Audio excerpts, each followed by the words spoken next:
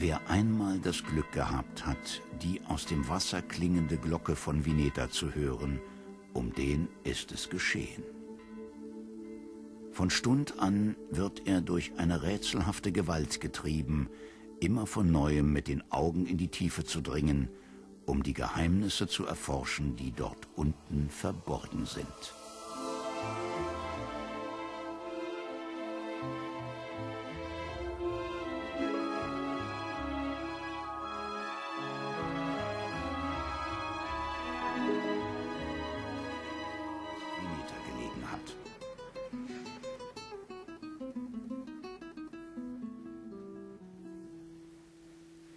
Heute wird der katalanische Weltatlas des Abraham Cresques in der französischen Nationalbibliothek aufbewahrt.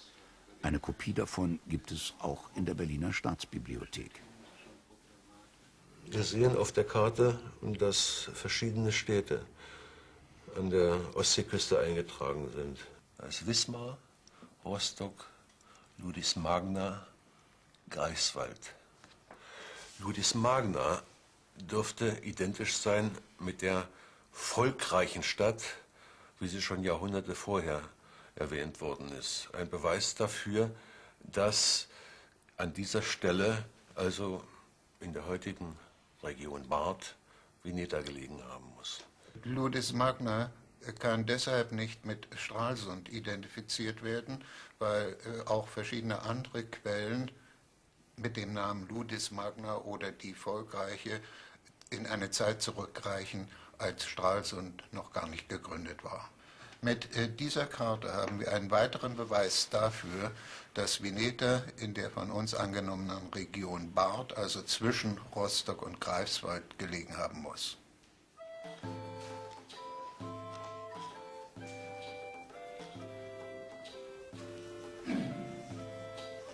Im 16. Jahrhundert begann Vinetas Wiederentdeckung mit dem Buch Vandalia, das der Ratssyndikus der Hansestadt Hamburg, Albertus Crantius, im Jahr 1505 veröffentlichte. Jetzt keine Störung mehr. Ich will mit diesen Texten bald zum Ende kommen. Wie ihr befehlt.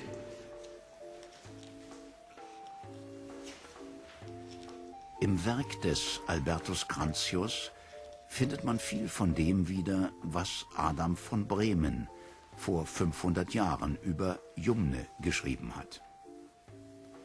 Allerdings, Crantius nennt die Handelsstadt weder Vineta noch Jumne, sondern Julin. Er schreibt: Julin war in denen Zeiten eine gewaltige, herrliche Kaufstadt von Reichtum. Sicherlich wusste Crantius von dem im 12. Jahrhundert florierenden Handelsplatz auf der Insel Wollin und glaubte, dieses Wollin sei mit Vineta identisch. Womit er später viele Vineta-Forscher auf eine falsche Fährte lockt.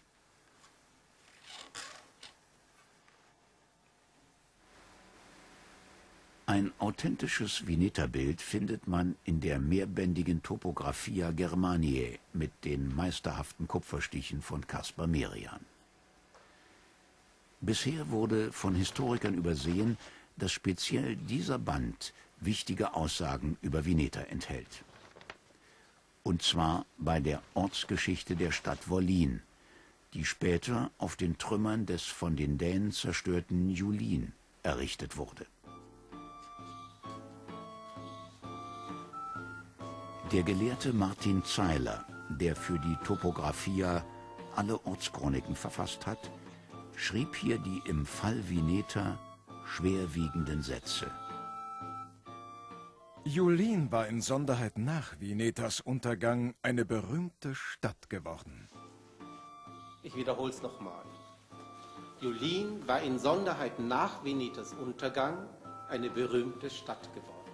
Habt ihr? Dann weiter. Denn der ganze Handel, der einst von Vineta ausgegangen war, wurde teils nach Visby auf Gotland, teils nach Julin verlagert. Wie schreibt ihr bloß Visby? Und was soll das hier heißen? Verzeiht, Herr, ihr sprecht so schnell. Am besten ihr schert euch heim. Ich will wohl selbst damit fertig. Der Handel wurde von Vineta nach Julin verlagert, schreibt Martin Zeiller. Das heißt, Julin auf der Insel Wollin und Vineta in der Barthe-Provinz waren nicht nur zwei verschiedene Orte, sie existierten auch zu unterschiedlichen Zeiten. Im Kapitel zur Geschichte der Stadt Demmin hat uns der einäugige Gelehrte eine weitere wichtige Aussage über Vineta hinterlassen.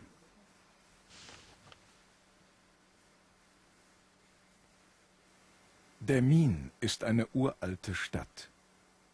Unter der Regierung Caroli Magni ist sie allbereit gewesen, ein Grenzhaus wider die Veneten. Für den gelehrten Stadtexperten waren Demmin und Vineta also Nachbarn. Und das hatte ja auch schon Adam von Bremen geschrieben. Von ihm stammt auch ein Satz, der vielleicht hilft, hier mitten im Barther Bodden die Quelle von Vinetas Reichtum zu entdecken. Adam schrieb: Dort stehet ein Vulkanstopf. Was könnte Adam mit Vulkanstopf gemeint haben? Ein Leuchtfeuer vielleicht an der Hafeneinfahrt? Die Archimedes, ein Messboot der Hamburger Hochschule für angewandte Wissenschaften, nimmt Kurs auf den Barther Herd. Hier sieht man wieder die Wellenbewegung. Das Schiff, das Messboot rollt ja ganz gewaltig im Augenblick. Professor André hat vorgeschlagen, ein Studentenpraktikum zur weiteren hydrographischen Erforschung des Barther Bodden zu nutzen. Vielleicht bringt die neue Suche einen Hinweis, der Adam von Bremens Vulkanstopf erklärt, hoffen Goldmann und Wermusch. Ihre Überlegung: An der südlichen Ostseeküste findet man ergiebige Sohlquellen, und zwar in der einstigen Provincia Bartha und im Raum Kolberg.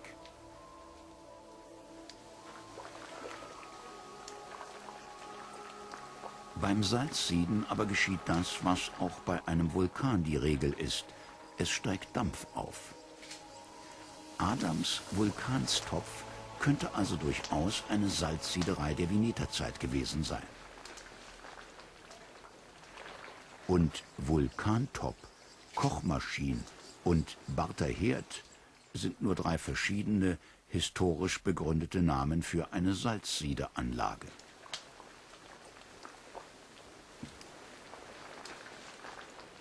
Das lebensnotwendige Salz war damals so kostbar wie Gold. Es bot Vineta sicher erst die Voraussetzungen, ein begehrter Handelspartner und bedeutender Handelsplatz zu werden. Auf der Insel Läsö gibt es einen Ort, wo das weiße Gold noch so gewonnen wird wie einst im Mittelalter.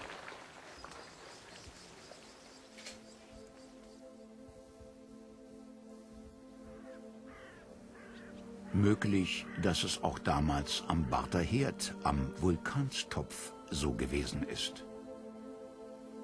Bevor das reiche Vineta zerstört wurde und im Meer versank.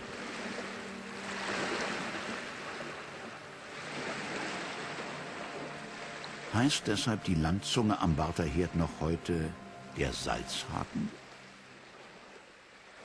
Es bewahrheitet sich immer wieder, dass Sidescan sozusagen als Flächenscanning-Verfahren eigentlich immer sehr gut geeignet ist, den ersten Anhalt zu bekommen. Und wenn es dann Objekte gibt, die also praktisch durch Sidescan nicht sichtbar sind, die also im Untergrund zum Beispiel drin sind, also zum Beispiel alte Feuerstellen, wo eine Restmagnetisierung da ist, die könnte man dann zum Beispiel mit Magnetometer finden. Auch beim zweiten Anlauf bringen die Sonaruntersuchungen nicht den gewünschten Erfolg. Fast scheint es so, als würde sich Vineta gegen das Erforschen seiner Vergangenheit wehren, als sei die mächtige heidnische Handelsmacht für immer in der Zeit untergegangen.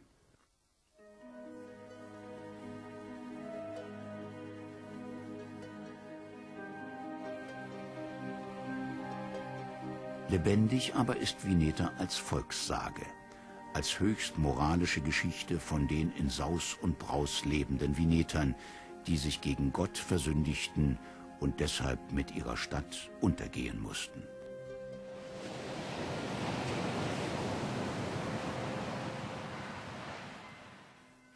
Zu ihrem Gedenken wurde auch jene Glocke erfunden, deren Klang mit magischer Kraft dazu auffordert, Vineta wieder zu entdecken.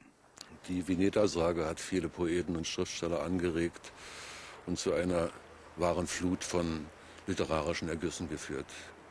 Aber dieses legendäre Vineta hat natürlich nichts zu tun mit dem mittelalterlichen der Chronisten.